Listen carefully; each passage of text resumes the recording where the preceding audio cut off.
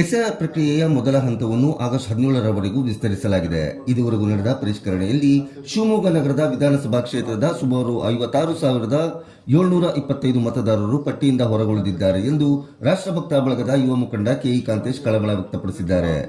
ಸುದ್ದಿಗೋಷ್ಠಿಯಲ್ಲಿ ಮಾತನಾಡಿದ ಅವರು, ವಿಶೇಷ ಪರಿಷ್ಕರಣೆಯಲ್ಲಿ ಮೃತಪಟ್ಟವರು, ಶಾಶ್ವತ ಸ್ಥಳಾಂತರಗೊಂಡವರು, ವಿಳಾಸದಲ್ಲೇ ಇಲ್ಲದವರು ಇವರೆಲ್ಲ ಸೇರಿ ಒಟ್ಟು 56,725 ಕೈತಪ್ಪಿದ ಮತದಾರರು ಈ ಪಟ್ಟಿಯಲ್ಲಿದ್ದಾರೆ. ಮತದಾರರ ಪಟ್ಟಿ ಪರಿಷ್ಕರಣೆಯಲ್ಲಿ ನಮ್ಮ ರಾಷ್ಟ್ರಭಕ್ತ ಬಳಗದ ಕಾರ್ಯಕರ್ತರು ಎಲ್ಲ ಬೂತ್ಗಳಿಗೆ ಭೇಟಿ ನೀಡಿ ಕೈಬಿಟ್ಟಿರುವ ಮತದಾರರ ಪಟ್ಟಿಯನ್ನು ಕೂಲಂಕುಷವಾಗಿ ಪರಿಶೀಲಿಸಿದ್ದಾರೆ. ಪ್ರತಿಯೊಬ್ಬ ಮತದಾರನಿಗೆ ಮತ ಚಲಾಯಿಸುವ ಹಕ್ಕಿದೆ. ಈ ಹಿನ್ನೆಲೆಯಲ್ಲಿ ನಗರದ ಶುಭಮಂಗಳ ಸಮುದಾಯ ಭವನದಲ್ಲಿರುವ ಕಚೇರಿಯಲ್ಲಿ ಆಗಸ್ಟ್ 17ರವರೆಗೂ ನಮ್ಮ ಕಾರ್ಯಕರ್ತರು ಮಾಹಿತಿ ನೀಡಲಿದ್ದಾರೆ ಎಂದು ರಾಷ್ಟ್ರಭಕ್ತ ಬಳಗದ ಸಂಸ್ಥಾಪಕ ಕೆಇ ಈಶ್ವರಪ್ಪ ತಿಳಿಸಿದ್ದಾರೆ.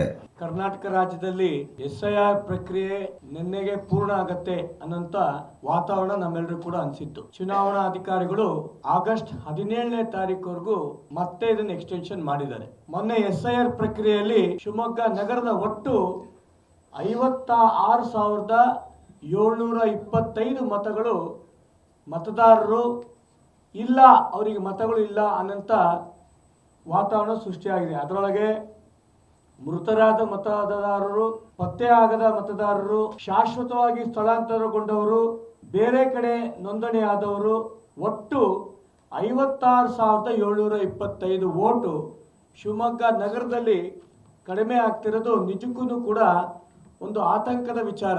ನಮಗೆ ಇವು ಯಾರು ಒಟ್ಟು 56,725 ವೋಟ್ ಇಲ್ಲ ಅಂತ ಹೇಳ್ತಾ ಇದ್ದಾರೆ. ಈ ಒಂದು ಪಟ್ಟಿನೂ ಕೂಡ ರಾಷ್ಟ್ರಭಕ್ತರ ಬಳಗದ ನಮ್ಮ ಕಾರ್ಯಕರ್ತರಿಗೆ ಸಿಕ್ಕಿದೆ.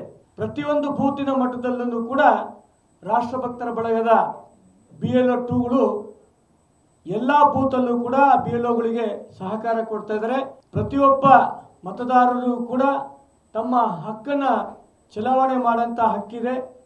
ಪ್ರತಿಯೊಬ್ಬರೂ ಕೂಡ ಯಾರು ಕೂಡ ಮತಗಳ ವೋಟ್ ಹಾಕಂಥದ್ದು ವಂಚನೆ ಆಗಬಾರ್ದು ಅನ್ನೋಂಥ ಈ ನಿಟ್ಟಿನಲ್ಲಿ ನಾವೆಲ್ಲರೂ ಕೂಡ ಈ ಒಂದು ಎಸ್ಐಆರ್ ಪ್ರಕ್ರಿಯೆ ನಾವೆಲ್ಲರೂ ಕೂಡ ಸಹಕಾರ ಕೊಡ್ತೀವಿ. ರಾಷ್ಟ್ರಭಕ್ತರ ಬಳಗದ ಕಚೇರಿ ಏನಿದೆ ಶುಭಮಂಗಲ ಕಲ್ಯಾಣ ಮಂದಿರದಲ್ಲಿ ಅದನ್ನು ಕೂಡ ಆಗಸ್ಟ್ 17ನೇ ತಾರೀಕುವರೆಗೂ ಕೂಡ ನಾವು ಅದನ್ನು ತೆರೆದಿರ್ತೀವಿ ಅಂತ ಈ ಸಂದರ್ಭದಲ್ಲಿ ನಾನು ಹೇಳಿಕ್ಕೆ ಬಯಸ್ತಾ ಇದ್ದೀನಿ. ನನಗೆ 2-3 ಬೂತಿಂದ ಸುದ್ದಿ ಬಂದಿದೆ. ಒಂದು ಬೂತು 200 ವೋಟ್ ಡಿಲೀಟ್ ಆಗಿದೆ. ಅದು ಸತ್ತಿದ್ದು ಎಲ್ಲದೂ ಸೇರಿ ಯಾವ ಜಾತಿ ಗೊತ್ತಿಲ್ಲ, ಯಾವ ಧರ್ಮ ಗೊತ್ತಿಲ್ಲ. ಟಿಪ್ಪು ನಗರದ ಭಾಗದಲ್ಲಿ 350ಕ್ಕೂ ಹೆಚ್ಚಿಗೆ ಬಿಟ್ಟೋಗಿದೆ. ಇದ್ರ ಮುಸಲ್ಮಾನರೋ ಹಿಂದೂಗಳೋ ಗೊತ್ತಿಲ್ಲ ನನಗೆ. ನಾನು ಬಸ್ ಸ್ಟ್ಯಾಂಡ್ ಭಾಗದಲ್ಲಿ ಅತಿ ಹೆಚ್ಚು ಮುಸಲ್ಮಾನರು ಇದ್ದಾರೆ. ಅಲ್ಲೂ 350 ಬಿಟ್ಟೋಗಿದೆ. ಆ ಬೂತಲ್ಲೂ ಒಂದು ಬೂತು. ಅದಕ್ಕೆ ಯಾವ ಜಾತಿ ಪ್ರಶ್ನೆ ಇದರಲ್ಲ, ಇಷ್ಟೊಂದು ಬಿಟ್ಟೋಗಿದೆಯಲ್ಲ.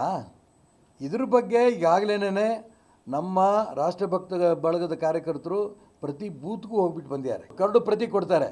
ಪ್ರತಿ ಬೂತಿನ ಕರಡು ಪ್ರತಿ ಹಿಡ್ಕೊಂಡು ನಾವು ಪ್ರತಿ ಮನೆಗೂ ಹೋಗ್ತೇವೆ.